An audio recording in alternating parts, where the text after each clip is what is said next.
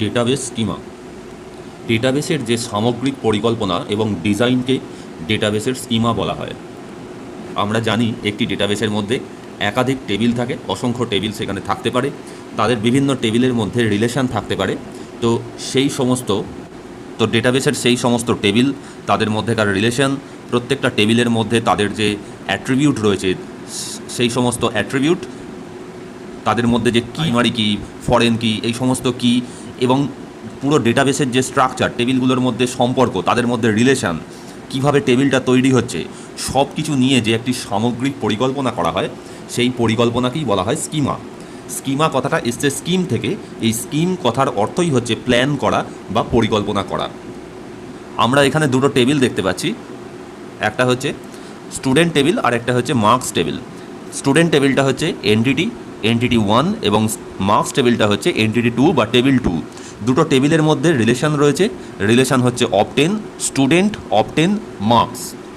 তাহলে student, obtain, marks, এখানে student এবং মার্কস হচ্ছে দুটো এনটিটি বা দুটো টেবিল, তাদের মধ্যে অবটেনটা হচ্ছে একটা রিলেশান। আর স্টুডেন্ট টেবিলের ক্ষেত্রে রোল নাম্বারটা হচ্ছে প্রাইমারি কি। এই প্রাইমারি কিটাকে আমরা অ্যারো চিহ্ন দিয়ে বুঝিয়েছি, এটা হচ্ছে প্রাইমারি কি। আর মার্কস টেবিলের ক্ষেত্রে সিরিয়াল নাম্বারটাকে আমরা প্রাইমারি কি ধরে নিয়েছি।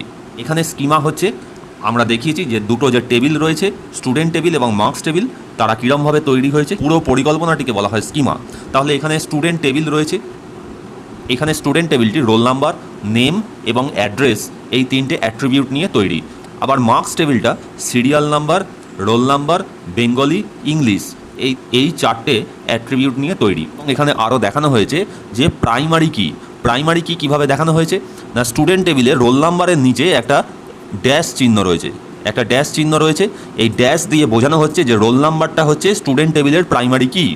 স্টুডেন্ট টেবিলের প্রাইমারি কি হচ্ছে রোল নাম্বার। আবার মার্কসের ক্ষেত্রেও ঠিক একইভাবে সিরিয়াল নাম্বারের তলায় একটা ড্যাশ দেওয়া রয়েছে, এই ড্যাশের মাধ্যমে বুঝিয়ে দেওয়া হচ্ছে যে এটা হচ্ছে মার্কস টেবিলের একটা প্রাইমারি কি সিরিয়াল।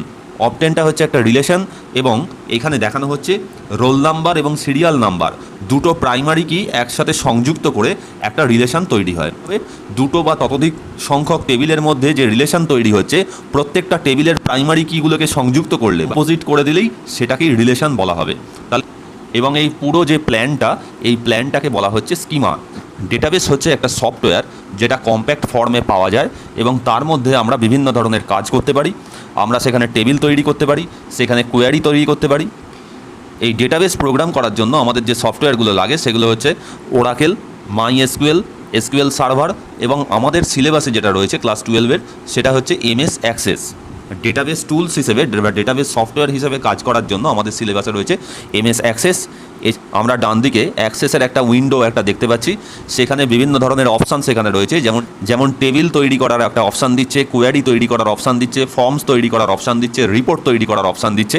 আমরা পরবর্তীকালে দেখব, এবং আমাদের সিলেবাসেও রয়েছে এমএস অ্যাক্সেসের ক্ষেত্রে আমাদের এই কাজগুলোই করতে হয়। টেবিল তৈরি করি, তাহলে সেটাও একটা ডেটাবেসের কাজ। ডেটাবেসের মধ্যে কোয়ারি তৈরি করা, সেটাও একটা ডেটাবেসের কাজ। কোয়ারিগুলো দেখার জন্য, তার আউটপুট দেখার জন্য ফর্ম ডিজাইন করতে হয় বা রিপোর্ট ডিজাইন করতে হয়, সেটাও একটা ডেটাবেসের কাজ। এই কাজগুলো যে কোনো একটি সফটওয়্যারের মাধ্যমে খুব সুন্দরভাবে সম্পাদন করা যায়।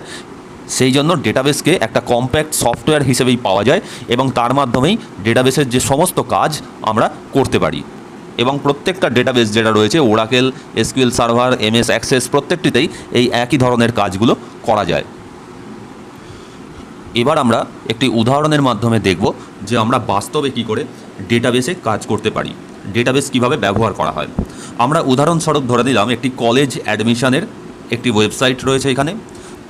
যখন তোমরা এইচএস পাস করে যখন কলেজে অ্যাডমিশন নেবে, তখনও তোমাদের এই রকম ফর্ম অনলাইনে ফিল আপ করে কলেজে ভর্তির জন্য আবেদন করতে হবে। এই রকম একটি ফর্ম নিয়ে আমি উদাহরণ হিসেবে দেখাচ্ছি কীভাবে ডেটাবেস কাজ করে। সেখানে স্টুডেন্টের নাম, তার ডেট অফ বার্থ, বাবার নাম, মায়ের নাম, রেসিডেন্স মানে তার অ্যাড্রেস, ন্যাশনালিটি, রিলিজিয়ান, জেন্ডার, তার ফটো আপলোড করতে হচ্ছে। এই সমস্ত ডেটাগুলো, তথ্যগুলো তাকে এখানে টাইপ করতে হবে, এখানে এন্ট্রি করতে হবে। এই সমস্ত যে বক্সগুলো রয়েছে, যেগুলোকে আমরা টেক্সট বক্স বলি, এই টেক্সট বক্সের মধ্যে সেই ডেটাগুলোকে তাকে ফিল আপ করতে হবে। এবং ফিল আপ করার পর এইখানে যখন সেভ অপশান রয়েছে একটা, এই সেভ অপশানে যখন ক্লিক করব, সেই ডেটাগুলো কী হবে, ডেটাবেসে চলে যাবে। আমি যে সমস্ত তথ্য এখানে টাইপ করেছি সেই সমস্ত তথ্য আমি যখনই এই সেভ অপশানে গিয়ে ক্লিক করব সঙ্গে সঙ্গে সেটা ডেটাবেস যেখানে রয়েছে সেই ডেটাবেসের মধ্যে সেই ডেটাগুলো আমার সেভ হয়ে যাবে বা স্টোর হয়ে যাবে। এখানে আমরা একটি দ্বিতীয় উদাহরণ দেখছি, যেমন অনলাইন ব্যাংকিং। বিভিন্ন ধরনের সফটওয়্যার তৈরি হয়েছে এবং সেই সফটওয়্যারের মাধ্যমে আমরা বাড়িতে বসেই ব্যাংকে না গিয়েই আমরা বিভিন্নভাবে ব্যাংকিং যে কাজকর্মগুলো রয়েছে সেগুলো আমরা করতে পারি। সেখানে বিভিন্ন রকম তথ্য ফিল আপ করার টেক্সট বক্স রয়েছে। এই টেক্সট বক্সের মধ্যে তথ্য ফিল আপ করে আমরা যদি অ্যাড বাটনে যদি ক্লিক করি তাহলে দেখা যাবে যে সেই তথ্য কোথায় গিয়ে জমা হচ্ছে, সেই তথ্য ডেটাবেসের মধ্যে গিয়ে জমা হচ্ছে। এখানে কোনো ইউজার যদি ডেটাবেস নাও জানে তাও কিন্তু সে নিজের তথ্য ডেটাবেসের মধ্যে গিয়ে জমা করতে পারবে। তাহলে এইভাবেই ডেটাবেস ব্যবহারকারীরা তাদের নিজেদের তথ্য কোনো ডেটাবেস প্রোগ্রাম না জেনেই তারা এইভাবে তাদের নিজেদের তথ্য ডেটাবেসে স্টোর করে। সাধারণ যে ডেটাবেসের ব্যবহারকারীরা তারা ডেটাবেসে তাদের ডেটা রাখে বা সেখান থেকে তারা ডেটা অনেক সময় ডেটা সার্চ করে, কিসের মাধ্যমে করে? ফর্মের মাধ্যমে করে। ক্লাস 11-এ যখন আমরা পড়তাম তখন আমরা ভিবি প্রোগ্রাম করেছি, ভিজুয়াল বেসিকের প্রোগ্রাম করেছি। সেখানেও ফর্ম তৈরি হতো। অনেক সময় ভিজুয়াল বেসিক এবং এমএস অ্যাক্সেস বা এই জাতীয় কোনো ডেটাবেস ব্যবহার করে আমরা বিভিন্নভাবে যে বাস্তবে যে সফটওয়্যার ব্যবহার হয় সেই ধরনের সফটওয়্যার আমরা তৈরি করতে পারি। তো ভিভিতে এইরকম ফর্ম তৈরি হতো, সেখানে বিভিন্ন টেক্সট বক্স থাকতো, সেখানে বাটন থাকতো, এই সমস্ত বাটনগুলো থাকতো। এর মাধ্যমে আমরা ডেটাবেসকে অ্যাক্সেস করতে পারি। থেকে ডেটাবেসে সার্চ করলে এইভাবে ডেটাগুলো তাদের সামনে উপস্থিত হবে। এছাড়াও তোমরা ক্লাস 12-এ HTML পড়বে, সেখানে ওয়েবসাইট তৈরি করা শিখবে। সেই ওয়েবসাইটগুলো কিন্তু HTML এবং আরও অন্যান্য প্রোগ্রামিং ল্যাঙ্গুয়েজ ইত্যাদি ব্যবহার করে এই ধরনের ফর্ম বা ওয়েবসাইট আমরা তৈরি করতে পারি এবং তার মাধ্যমে আমরা ডেটাবেসকে ব্যবহার করতে পারি। তাহলে ইউজার বা এন্ড ইউজার কিন্তু সরাসরি ডেটাবেস ব্যবহার করতে পারে না, তারা এই ধরনের ফর্মের মাধ্যমে বা ওয়েবসাইটের মাধ্যমেই তারা ডেটাবেসকে ব্যবহার করতে পারে। এই ধরনের ফর্ম জাতীয় জিনিস আমরা যেগুলো দেখছি এখানে, এইগুলোকে বলা হয় ইন্টারফেস বা ইউজার ইন্টারফেস। এগুলোর মাধ্যমে ইউজার তার ডেটাকে সরাসরি সেখানে ইনসার্ট করতে পারে, সার্চ করতে পারে, ডিলিট করতে পারে, আপডেট করতে পারে। এই ইন্টারফেসগুলো ডিজাইন করা হয় কিভাবে? তোমাদের সিলেবাসেই রয়েছে HTML। সেই HTML-এ তোমরা ওয়েবসাইট তৈরি করা শিখবে। HTML এবং তার সঙ্গে যে কোনো প্রোগ্রামিং ল্যাঙ্গুয়েজের দরকার লাগে, সেগুলো হচ্ছে যেমন ভিভি, JSP, PHP। মূলত ভিভি নয়, এখানে VB.NET ব্যবহার করা হয়। ডেটাবেসটা কীভাবে ডিজাইন করা হয় সেগুলো বিভিন্ন টেবিলের মাধ্যমে ডিজাইন করা হয়। MS অ্যাক্সেসের একটা উইন্ডো আমরা দেখতে পাচ্ছি, সেইখানে বিভিন্ন অপশান রয়েছে, টেবিল তৈরি, কোয়ারি করা, ফর্ম ডিজাইন। এই কাজগুলো সমস্ত ডেটাবেস ডিজাইনার, যিনি ডেটাবেসের ওপর কাজ করেন তাকে বলা হয় ডেটাবেস ডিজাইনার। ডেটাবেস ডিজাইনার এই ডেটাবেস টুলসের মধ্যে গিয়ে বা ডেটাবেস সফটওয়্যারের মধ্যে গিয়ে এইভাবে বিভিন্ন টেবিলের মধ্যে রিলেশন তৈরি করতে পারেন, টেবিল তৈরি করতে পারেন, টেবিলে কোনো ডেটা ডিলিট করতে পারেন, কোয়ারি তৈরি করতে পারেন। ভাবে তিনি পুরো ডেটাবেসের কাজটাকে তিনি কন্ট্রোল করেন। ডেটাবেস ডিজাইনার কাজ করবে ডেটাবেস সফটওয়্যারের ওপর। এই যে ফর্ম ডিজাইনগুলো আমরা দেখছি, এই যে ইন্টারফেস ডিজাইন আমরা দেখছি, এগুলো কারা তৈরি করে?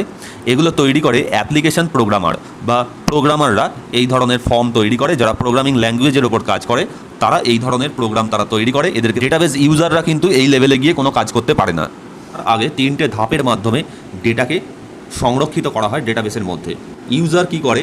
ইউজার টাইপ করে তার ডেটাগুলোকে কোনো অ্যাপ্লিকেশন প্রোগ্রাম বা ইন্টারফেস বা ওয়েবসাইটের মাধ্যমে তার ডেটাগুলিকে সংরক্ষণ করে।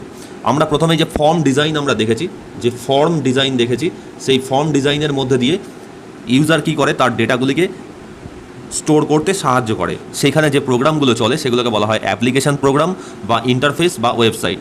এর মাধ্যমেই ইউজার তার ডেটাগুলিকে এন্ট্রি করে, ডেটা টাইপ করে। সেখানে কী ধরনের প্রোগ্রাম চলে? HTML এবং তার সঙ্গে প্রোগ্রামিং ল্যাঙ্গুয়েজ হিসেবে ভিবি বা VB.NET, জাভা সার্ভার পেজ মানে JSP, PHP। এরপরে দ্বিতীয় ধাপ হচ্ছে ডেটাবেস প্রোগ্রামিং। ডেটাবেস সফটওয়্যারের মধ্যে এই কাজ করতে হয়, DBMS সফটওয়্যারের মধ্যে এই কাজ করতে হয়। কারা করে? ডেটাবেস ডিজাইনাররা এই কাজগুলো করে। ডেটাবেস ডিজাইনার যারা হয় তারা এই কাজগুলো করে, সেটাকে ডেটাবেস প্রোগ্রামিং বলা হয়। বিভিন্ন ধরনের সফটওয়্যার আমাদের কাছে রয়েছে, যেমন MS access, SQL server, MySQL। এই সমস্ত সফটওয়্যারে এই ডেটাবেস কন্ট্রোল করা বা ডেটাবেসকে নিয়ন্ত্রণ করার কাজগুলো করা হয়। ডেটাবেস ডিজাইনার কী হিসেবে ডেটাবেসকে ডিজাইন করে? সে টেবিল আকারে ডেটাকে ডিজাইন করে। কিন্তু তার পরবর্তী যে ধাপ, সেখানে কি করা হয়? সেখানে ডেটাকে স্টোর করা হয় ফাইল হিসেবে। অর্থাৎ সেখানে বিভিন্ন ধরনের ফাইল থাকে, সেই ফাইলগুলোর একটার সঙ্গে আরেকটা সংযুক্ত হয়ে সেখানে তারা কাজ করে। আমরা যেমন নেটওয়ার্ক মডেল বা হায়ারার্কিক্যাল মডেলে যেমন দেখেছি, ঠিক সেইভাবেও এই তৃতীয় ধাপে ডেটাবেস ঠিক সেইভাবে কাজ করে। তাহলে প্রথম ধাপে ব্যবহারকারী বা এন্ড ইউজার কি দেখতে পাচ্ছে, ডেটাকে একটা ফর্মের আকারে দেখতে পাচ্ছে। দ্বিতীয় ধাপে কী হিসেবে দেখতে পাচ্ছে, একটা টেবিল হিসেবে দেখতে পাচ্ছে।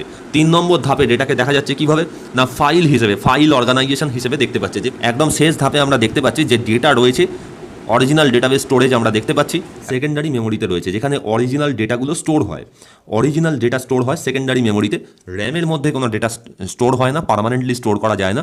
আমরা জানি যে র্যাম কোনো পার্মানেন্ট স্টোরেজ ডিভাইস নয়, সেই জন্য আমরা সেকেন্ডারি স্টোরেজ ডিভাইসের মধ্যে আমরা ডেটাকে স্টোর করি। সেকেন্ডারি মেমোরি বা অরিজিনাল ডেটাবেসের ডেটা কীভাবে স্টোর হয় না 0100101 ফরম্যাটে, অর্থাৎ বাইনারি ফরম্যাটে। এইভাবেই মেশিন ডেটাকে উপস্থাপন করে। ডেটাবেসের বিভিন্ন ধাপে বিভিন্ন ধরনের যে ব্যবহারকারীরা রয়েছে তারা কিন্তু ডেটাবেসকে এইভাবে 0101 ফরম্যাটে তারা ব্যবহার করে না। যেমন বিভিন্ন ইউজাররা তারা বিভিন্ন ক্ষেত্রে বিভিন্ন ধাপে ধাপে ডেটাকে যে ব্যবহার করে, ডেটাকে যে স্টোর করে, তারা বিভিন্নভাবে ব্যবহার করে। অরিজিনাল ডেটাবেসে ডেটা স্টোর হয় 0101 ফরম্যাটে। এই যে 3 ধরনের ধাপ আমরা দেখতে পাচ্ছি, এই 3 ধরনের ধাপে 3ভাবে ডেটাকে উপস্থাপন করা হয়। এই কারণের জন্য আমরা ডেটাবেস স্কিমাকে 3টে ভাগে ভাগ করতে পারি। প্রথমেই হচ্ছে ভিউ বা ইউজার লেভেল স্কিমা, এটাকে এক্সটার্নাল লেভেল স্কিমাও বলা যেতে পারে। পরবর্তীকালে যেটা আসে সেটা হচ্ছে কনসেপচুয়াল লেভেল স্কিমা বা লজিক্যাল লেভেল স্কিমা বা গ্লোবাল লেভেল স্কিমা। এবং 3 নম্বর যেটা আসছে সেটাকে বলা হয় ফিজিক্যাল লেভেল স্কিমা বা ইন্টারনাল লেভেল স্কিমা। আমরা জানি ডেটাকে যেভাবে সজ্জিত করা হয়, যেভাবে সংরক্ষণ করা হয়, তার পুরো প্ল্যানটাকে বলা হয় স্কিমা। এখানে 3টি ধাপে ডেটাকে সুন্দরভাবে সজ্জিত করে রাখা হয় এবং সেই জন্য ডেটাবেস স্কিমাকে 3টি ভাগে ভাগ করা হয়। একটা হচ্ছে ভিউ বা ইউজার লেভেল স্কিমা বা এক্সটার্নাল লেভেল স্কিমা, 2 নম্বর হচ্ছে কনসেপচুয়াল লেভেল স্কিমা বা লজিক্যাল লেভেল স্কিমা, 3 নম্বর হচ্ছে ফিজিক্যাল লেভেল স্কিমা। এবং সবচেয়ে শেষে গিয়ে ডেটা অরিজিনালি সেকেন্ডারি স্টোরেজ ডিভাইসের মধ্যে স্টোর হয়, সেখানেই হচ্ছে ডেটাবেস স্টোরেজ রয়েছে। 3 ধরনের স্কিমা স্ট্রাকচার আমরা দেখতে পাচ্ছি। এখানে সবচেয়ে বাইরে রয়েছে ইউজার, এবং ইউজার যে ফর্ম আকারে ডেটাকে দেখতে পায় তাকে তৈরি করে কারা, ইন্টারফেস ডিজাইনার বা অ্যাপ্লিকেশন প্রোগ্রামার। ইন্টারফেস ডিজাইন বা অ্যাপ্লিকেশন প্রোগ্রামার যারা রয়েছে তারা সেই ফর্ম ডিজাইন করে থাকে। তার পরবর্তীকালে আমরা দেখতে পাই ডেটা ম্যানেজার এবং ডেটাবেস ডিজাইনার, যারা মূলত ডেটাবেস সফটওয়্যারের ওপর কাজ করে। ডেটা ম্যানেজার আর ডেটাবেস ডিজাইনার। ডেটাবেস ডিজাইনার ডেটাটাকে রিপ্রেজেন্ট করে, ডেটা টেবিল তৈরি করে, কোয়ারি তৈরি করে, এই ধরনের কাজ করে থাকে। আচ্ছা, ডেটা ডিজাইনার ছাড়া ডেটাবেস লেভেলে আরও একজন কাজ করে, সেটা হচ্ছে ডেটা ম্যানেজার। ডেটা ম্যানেজার কিন্তু কোনো ব্যক্তি নয়, এক ধরনের ডেটাবেস প্রোগ্রাম যেটা ডেটাবেস সফটওয়্যারের মধ্যেই থাকে। সেটা হচ্ছে একটা ডেটাবেসের প্রোগ্রাম। সে কি কাজ করে, কোয়ারি প্রসেসিং করে, ডেটার ব্যাকআপ নেয়, অর্থাৎ যে ডেটাবেস আমরা তৈরি করেছি তার একটা ব্যাকআপ রাখে। একটা ভালো ডেটাবেসের কাজ হচ্ছে ডেটার ব্যাকআপ রাখা বা ডেটাকে রিকভারি করা, অর্থাৎ ডেটা যদি কোনোভাবে ডিলিট হয়ে যায়, ডেটাবেস যদি কোনোভাবে কোনো ড্যামেজ হয়ে যায়, তাহলে ডেটাকে ব্যাকআপ রাখতে হয় তার রিকভারি করার জন্য। এর পরবর্তীকালে আরেকজন ইউজারকে আমরা দেখতে পাচ্ছি, সেটা হচ্ছে স্টোরেজ ম্যানেজার। এই স্টোরেজ ম্যানেজার কী করে, ফাইলের মধ্যে এখানে ডেটাবেস সংরক্ষিত থাকে, তো সে ফাইল ম্যানেজমেন্ট করে, ডিস্ক ম্যানেজমেন্ট করে, বাফার ম্যানেজমেন্ট করে, ট্রানজাকশন ম্যানেজ করে। স্টোরেজ ম্যানেজারও কিন্তু কোনো ব্যক্তি নয়, এও এক ধরনের প্রোগ্রাম। এরা মূলত খুব লো লেভেলের প্রোগ্রাম, যেটা অপারেটিং সিস্টেমের লেভেলে কাজ করে বা অপারেটিং সিস্টেম নিজেই সেই কাজটা করে। এবং সবচেয়ে শেষে ডেটা ফিজিক্যালি গিয়ে ডেটাবেস স্টোরেজের মধ্যে থাকে, একটা সেকেন্ডারি স্টোরেজের মধ্যে 010101 ফরম্যাটে থাকে। সেখানে ডেটাকে কেউ কন্ট্রোল করতে পারে না। এবার আমরা ইন্টারনাল বা ফিজিক্যাল লেভেল ভিউ আমরা দেখব। ডেটাকে মূলত এখানে ফাইল বা ডিরেক্টরি হিসেবে এখানে স্টোর করা হয়। আমরা দেখতে পাচ্ছি বিভিন্ন ব্লক এখানে রয়েছে। এই ব্লকগুলো হচ্ছে এক একটা ফাইল, এটা একটা ফাইল, এটা একটা ফাইল, এটা একটা ফাইল, এটা একটা ফাইল। এবং এখানে আলাদা একটা জায়গায় প্রাইমারি কি স্টোর করে রাখা হয়েছে। একদম বাঁদিকে যে কলমটা রয়েছে এটাও কিন্তু প্রাইমারি কি। এখানে দেখা যাচ্ছে যে 98 রয়েছে এই প্রাইমারি কি, তাহলে 98 সঙ্গে এখানকার 98 এটা লিঙ্ক করেছে, এখানে লিঙ্ক করানো হয়েছে। 103 সঙ্গে এইখানে লিঙ্ক করানো হয়েছে, 104 সঙ্গে এই ডেটাবেসটাকে এইখানে ফাইলটাকে লিঙ্ক করানো হয়েছে, 102 নম্বর যে কিটা রয়েছে তার সঙ্গে 102 যে ফাইলটা রয়েছে সেটাকে লিঙ্ক করানো হয়েছে। এবং আমরা তারপর ডান দিক থেকে দেখতে পাচ্ছি সমস্ত ধরনের ডেটা এখানে স্টোর করা হয়েছে, অর্থাৎ এটা হচ্ছে প্রাইমারি কি এবং এগুলো হচ্ছে তাদের সমস্ত ডেটা। এটা হচ্ছে আরেকটা প্রাইমারি কি এবং তার সমস্ত ডেটা হচ্ছে এইগুলো। তাহলে এইভাবে ফাইল হিসেবে আমরা ডেটা স্টোর করতে পারি। এটা যেখানে উপস্থিত থাকে সেটা হচ্ছে ডেটাবেস স্টোরেজ। সেটা হচ্ছে কোথায় থাকে, সেটা হচ্ছে মূলত সেকেন্ডারি স্টোরেজ ডিভাইসের মধ্যে থাকে, সেখানেই ডেটাকে স্টোর করা হয়। সেটা হার্ড ডিস্ক হতে পারে, সেটা কোনো এক্সটার্নাল মেমোরি হতে পারে, তার মাধ্যমে ডেটাকে সেখানে সঞ্চিত রাখা হয়। ক্লাস 11এই পড়েছি যে হার্ড ডিস্ক মূলত এক একটা চাকতি নিয়ে তৈরি এবং চাকতির গায়ে বিভিন্ন যে ম্যাগনেটিক যে উপাদানগুলো রয়েছে, অর্থাৎ চুম্বকীয় যে উপাদানগুলো রয়েছে সেইগুলোকে সংমিশ্রিত করে এগুলো তৈরি হয়। এই পুরো চাকতির যে গঠন এটাকে বলা হয় একটা সিলিন্ডার। এই সিলিন্ডার আবার কতগুলো ট্র্যাক নিয়ে তৈরি, সেই ট্র্যাকগুলো আবার কতগুলো সেক্টর রূপে ভাগ করা হয়েছে। এই যে এগুলো হচ্ছে এক একটা সেক্টর। এই প্রতিটা সেক্টরকে আমরা কতগুলো ভাগে ভাগ করতে পারছি সেগুলোকে বলা হয় বিট। এগুলোকে বলা হয় বিট, এবং এই বিটের মধ্যে 0 অথবা 1, 0 অথবা 1 এইভাবে ডেটা স্টোর করা হয়। এটা ডেটাবেস ভিউ এর গুরুত্ব। এই যে ডেটাবেসের যে স্কিমা সেগুলোকে যে বিভিন্ন ভাগে ভাগ করে কাজ করা হয়, এর কারণ কি, এর গুরুত্বটা কি? এর প্রথম গুরুত্ব হচ্ছে ডেটা অ্যাবস্ট্রাকশন। ডেটা অ্যাবস্ট্রাকশন, অ্যাবস্ট্রাকশনের মানেই হচ্ছে আলাদা করা। অ্যাবস্ট্রাকশনের মানে হচ্ছে আলাদা করা বা পৃথকীকরণ করা। যে ডেটাবেসকে 3টে স্কিমায় ভাগ করা হয়েছে। ব্যবহারকারী তার কাছে ডেটাটা কিন্তু একটা ফর্মের মাধ্যমে আমরা সংরক্ষণ করছি, কিন্তু আসলেই কি ডেটা সেইভাবে সংরক্ষিত হয়? ফর্মের আকারে সংরক্ষিত হয় না। আবার দ্বিতীয় লেভেলে আমরা দেখতে পাচ্ছি একটা ডেটাবেস ডিজাইনার সে ভাবছে আমরা ডেটাকে স্টোর করছি কীভাবে, ডেটাকে স্টোর করছি একটা টেবিল আকারে, কিন্তু ডেটা কি টেবিল আকারেও উপস্থাপিত হয়? টেবিল আকারেও ডেটাকে উপস্থাপন করা হয় না। 3 নম্বর লেভেলে যারা স্টোরেজ ম্যানেজার রয়েছে, যে সমস্ত প্রোগ্রাম, তারা ভাবছে যে ডেটাকে ফাইল হিসেবে ব্যবহার করা হচ্ছে, বিভিন্ন ফাইলের মাধ্যমে ডেটাকে স্টোর করা হচ্ছে, কিন্তু ফাইল হিসেবেও কিন্তু ডেটাকে স্টোর করা হয় না।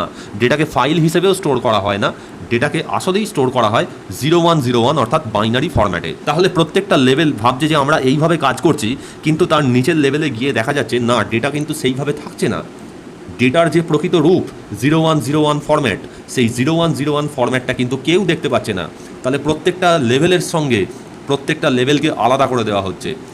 ইউজার ভাবছে আমি ফর্ম আকারে ডেটাকে দেখছি, কিন্তু সেও সেটাকে সেইভাবে ডেটাকে স্টোর করছে না। দ্বিতীয় ধাপে ডেটাবেস ডিজাইনার ভাবছে টেবিল হিসেবে ডেটাকে দেখছি, সেভাবেও ডেটাকে স্টোর থাকছে না। ডেটা আসলে থাকছে 0101 ফরম্যাটে। সবাই ভাবছে আমি আমার মতো করে ডেটাকে উপস্থাপন করছি, কিন্তু ডেটার যে আসল রূপ সেটা কিন্তু কেউ দেখতে পাচ্ছে না। এবং প্রত্যেকটা লেভেলের সঙ্গে প্রত্যেকটা লেভেলের একটা বিচ্ছেদ তৈরি করা হয়েছে, একটা গ্যাপ তৈরি করা হয়েছে, তাদেরকে আলাদা করা হয়েছে। সেই যে আলাদা করার যে পদ্ধতি সেটাকেই বলা হয় ডেটা অ্যাবস্ট্রাকশন। ডেটা অ্যাবস্ট্রাকশনের প্রয়োজনীয়তা হচ্ছে যে একটা বড় ডেটাবেসকে ছোট ছোট কাজে ভাগ করে বিভিন্ন জনের মধ্যে বন্টন করে দেওয়া, যাতে কোনো কাজ সুষ্ঠুভাবে সম্পন্ন করা যায়। এবং এর ফলে কি হয়, ডেটা ইন্ডিপেন্ডেন্স বজায় থাকে, অর্থাৎ একটা লেভেল আরেকটা লেভেলের থেকে পুরোপুরি ইন্ডিপেন্ডেন্ট রয়েছে, অর্থাৎ স্বাধীনভাবে তারা তার কাজ করতে পারছে। এবং ডেটা অ্যাবস্ট্রাকশনের আরেকটা গুরুত্ব হচ্ছে যে কেউ সরাসরি ডেটাকে অ্যাক্সেস করতে পারছে না, অর্থাৎ ইউজার ততটুকুই ডেটা দেখতে পাবে যতটুকু তাকে অনুমতি দেওয়া হয়েছে।